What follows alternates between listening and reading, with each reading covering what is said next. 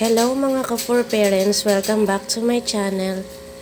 Update ko po kayo sa mga danyos ko at saka angelfish. So, eto na sila ngayon.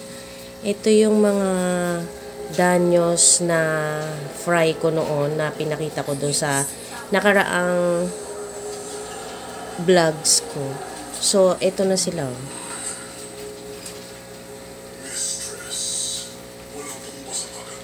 Ang lalaki na nila. So, mga ano na sila ngayon.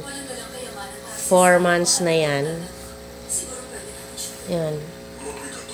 Yung parang mga mabibilog na yan, mga girls yan.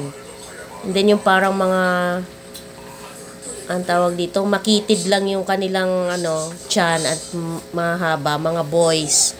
Kaya lang actually halos lahat yan, puro babae. Dalawa lang ata nakita kong lalaki dyan. So, ayun, may kakaiba akong danyos. Ayun, no? Danyos zebra. Yun nandun sa dulo, andun, banda. Ayun, no? Hindi kasi siya nagpapakita, eh. So, ayan.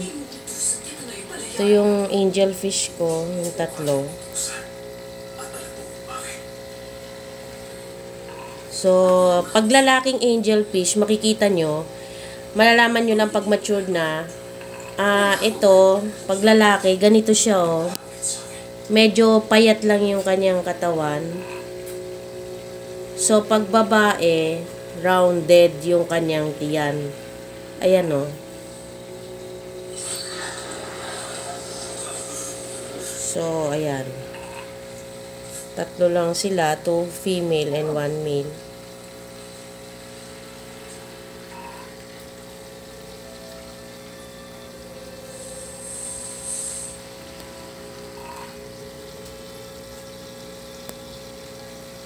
Pag medyo bumibilog ng sobra yung tiyan ng danyos nyo, ganito, yan, no?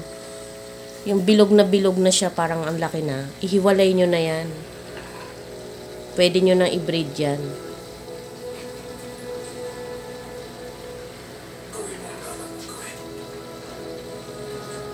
Pero, hindi pa pwede yan, hindi pa masyado.